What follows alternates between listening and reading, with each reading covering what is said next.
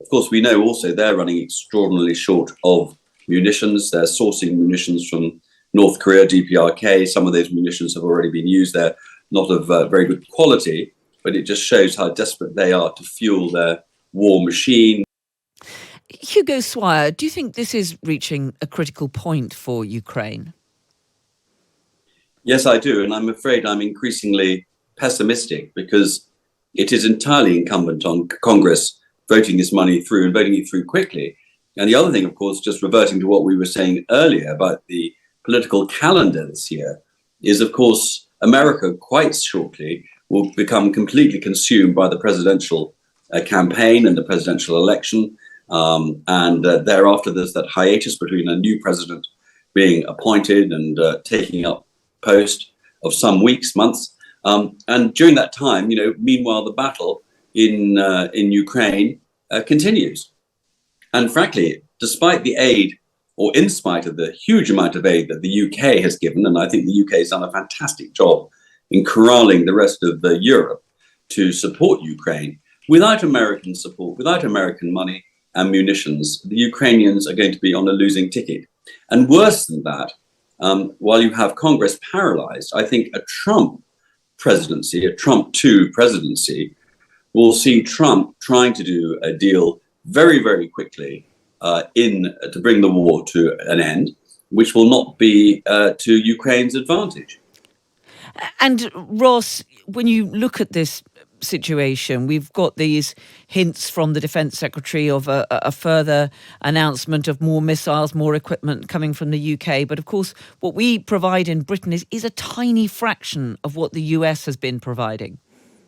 Yeah, as is so often the case. We remain pretty reliant on the Americans to set the way. Now, if the Americans change their mind massively, we're in a very different world. You can hear that. You can hear that in Lord Robertson's voice. A man who knows exactly what he's talking about, who sat down opposite President Putin and looked into his eyes in the past and has dealt with these things. There is a campaigning tone to his comments, because what feels like a sort of, is a consensus, certainly in the British politics we talk about most of the time, between the Tories and Labour in pretty much exactly the same place, is absolutely not a consensus in America. There's not a consensus globally as well. There are plenty of parts of the world where this conflict is felt far less deeply and far less urgently than it is in Europe and it is in the United States. And there's a real danger of this. Now, the other point about all of this that we don't know is we don't know what the military future holds. None of us can really see into the balance of Russia getting more shells from North Korea, upping its own production, getting support from its allies,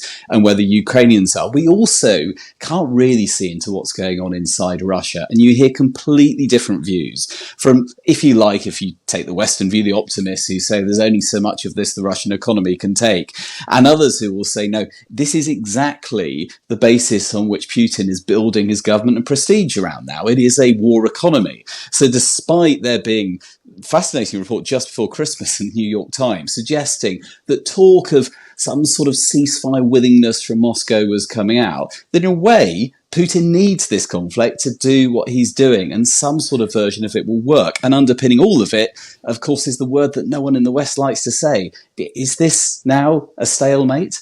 Is there a prospect of much more military advancement? I'm no expert in that, but certainly those in America who'll be saying enough is enough will try to say that's the case, and there's not a lot further that they can go. Well, certainly, Hugo, we've seen over the last year, haven't we, the front lines have not really moved significantly. There was a huge amount of expectation on that spring offensive, which became a summer offensive. Nothing more than a few small towns ever actually changed hands. Do you fear that we are approaching stalemate? Well, I was talking to a fairly senior military figure quite recently, and they thought that it couldn't go much further than it was now, which I think was a very salutary comment to make. In terms of Russia itself, of course, we know also they're running extraordinarily short of munitions. They're sourcing munitions from North Korea, DPRK. Some of those munitions have already been used. They're not of very good quality, but it just shows how desperate they are to fuel their war machine. They've extended conscription. Huge amounts of lives have been lost in this war, and not much territory has been gained.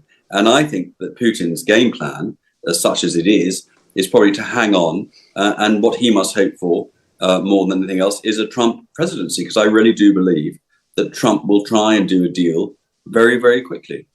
Yeah, I mean, he has said as much. And Ross, well, we have got elections in Russia, but I don't think anyone thinks that's going to make any change there. President Putin bound to be re-elected with, I think the only question is whether it's above or below 98% of voters voting for him. But we have got those crucial presidential elections coming up in the United States. Donald Trump, at the moment, could very well end up back in the White House. He said he's going to end this war on day one. We're not quite sure how he's going to do that. But clearly he will have a very, very different approach to this conflict, won't he? He will, and it's really easy for the sort of, I don't know, the consensus in London to belittle everyone who wants to vote for President Trump. There are plenty of people in America who take the view accurately that America is footing most of the bill for NATO. They take the view accurately that we're still entirely looking to America for leadership on these global issues. I mean, look at the Middle East. It has been Biden who, he may or may not agree with his approach, but who's been taking the lead in this. And they say, why should we foot the bill? Why should we continue to pay for this? I mean, Hugo will remember probably better than I do that moment in 2011 when David Cameron and President Sarkozy intervened in Libya in what looked like some sort of independent action of the United States. And that's been much discussed with David Cameron getting his new job recently. There has never been a moment when it's looked like anyone else of the West and of the US mindset is going to in any way want to step into the US shoes and in any way want to foot the sort of bill that the US pays in the aircraft carrier groups that we have in the Med at the moment, in the contributions to NATO. And as long as that's the case, we are still just looking to America. And if we feel powerless and sort of slightly belittled by the fact we just have to stare at this election and wonder what's happening, it shouldn't come as a huge surprise.